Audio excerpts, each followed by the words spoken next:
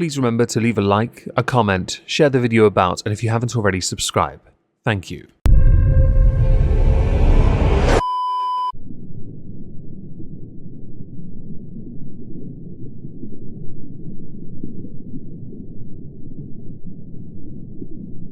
Well, isn't this just fantastic?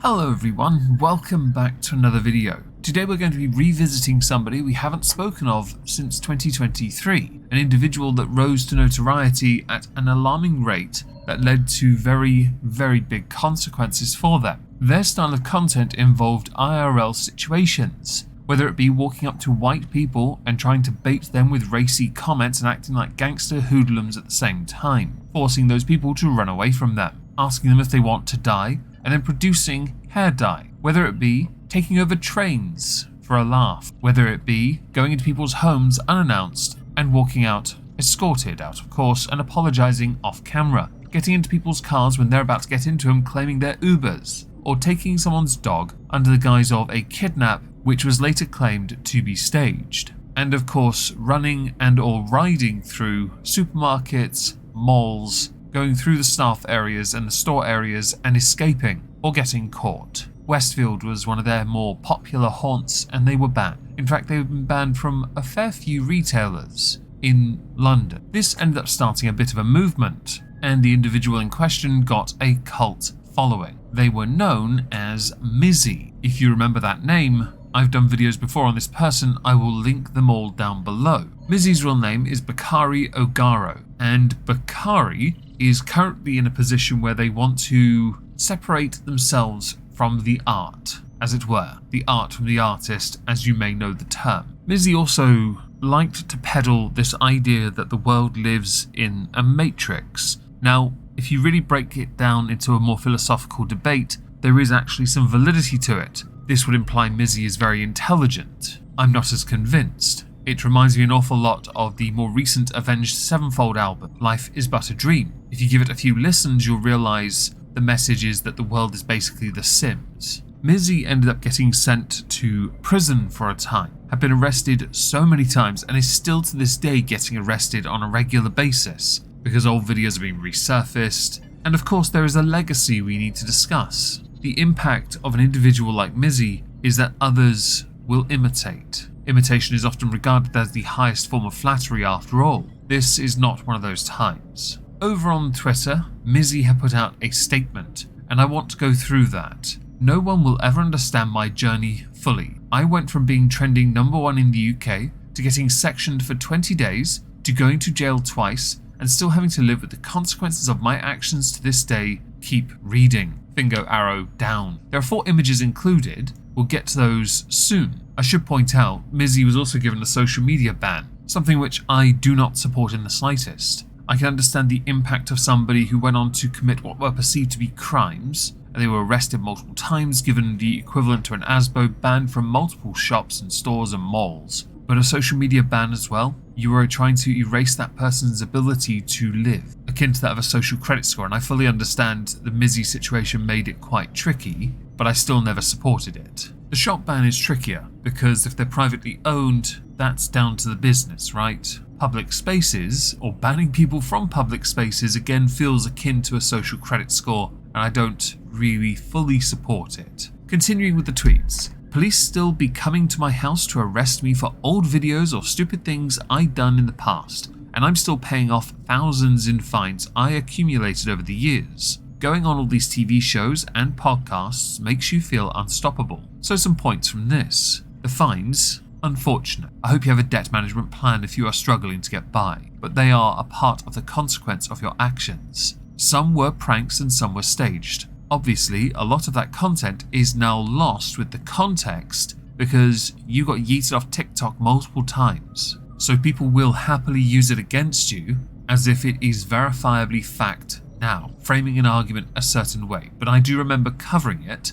and I remember covering it from the position of there is a possibility some of this is staged. Because I remember the YouTube prank videos, I'm not stupid. Going on the TV shows and podcasts, you say made you feel unstoppable, yet I covered you going and speaking to Piers Morgan and he crushed you. Other TV shows you went on podcasts gave you a chance to speak or spoke over you, so it wasn't that you were unstoppable or invincible, they just looked down on you. But when you had a chance to speak, you peddled the Matrix idea, or you downplayed the severity rather than simply engaging positively to say, no, this really was staged. You were desperate to play the victim card and the race card, which you did play. You might have thought that made you unstoppable, but don't forget here, you walked up to people dressed like a gangster, hood up, looking very threatening for a midget, saying, do you want to die? The third tweet. When all these YouTubers make videos on you, shots fired everyone, it feels like you, the poop, okay? But in reality, my life had a huge void in it because I stopped being authentic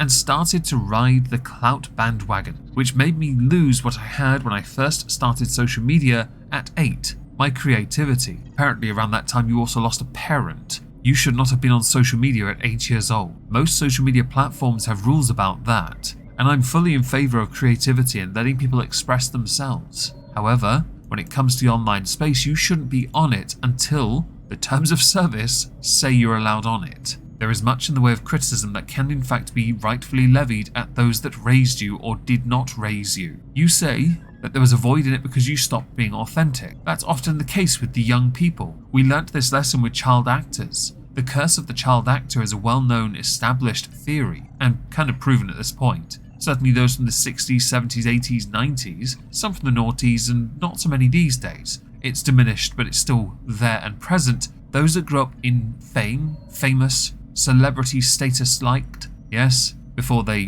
go nuts, invariably as an adult aren't taken as seriously, they lose their way, turn to drugs or turn to some form of clout chasing. They have a breakdown of some kind. The social media age is still a bit of a litmus test, an unknown quantity, so seeing the effects of it, one would hope society would learn from. Sadly, that is not the case. Society's too busy pushing Slaneshi ideas. I sold myself for others' entertainment, and I wasn't helping myself, just making my life more harder to deal with it with when, yes, it's already hard out here with cost of living and matrix operations. Being banned from posting to social media was probably one of the best things to happen to me. I often believe that we people, you all humans of course, oiks, should take at least one day a week, if you are on social media a lot, off. I do on Sunday. I am barely ever present. If someone messaged me and said you need to check something out, oh, I'll go and look. But Sunday's the day of rest for me. Although it isn't technically, I'm doing other things. And I'm not religious, I'm just using the turn of phrase. But being banned from social media might help you, especially as more and more people are chronically online. And I say chronically because they're only there to fight. They are only there to push their brand, create their own franchise. You need to find your niche, but not the niche that compromises your sanity, something which Mizzy has had to learn the hard way. That's not sympathy on my part, I am stating it as a fact.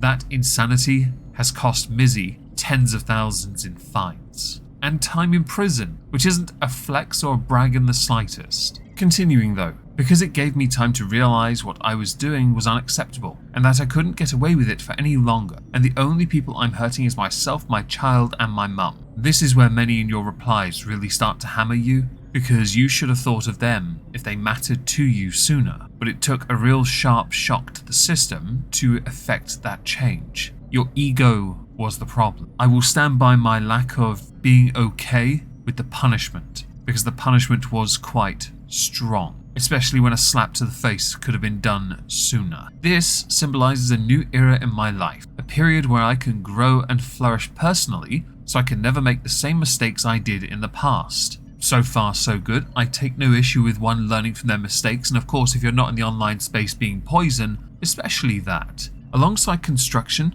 I'm also doing an internship at some place, writing articles on pressing subjects going on in the world. This has helped me ground my energy and think about how to move for the betterment of society. The only way is up, and minor setbacks require major comebacks. I see no reference here to the Matrix. That's interesting. The 4 images you included are of you with your score reports, showing you are doing well. You got 100% in fact, which is great, congratulations, along with your colleagues who I'm not going to show pictures of. The last post in this is an Instagram you've linked to yours. fantastic, where you get very little in the way of attention these days. A post of interest from 2 days ago though. Hello world. While these past few days have been wild, I'm blown away by all the love I'm getting from my community and the media. I'm trying to turn a new leaf, and seeing you all supporting me rather than dragging me down feels refreshing. Continuously repeating the same mistakes while hoping for a different outcome is like trying to fill a leaky bucket with water. It's an exercise in futility. Starting fresh,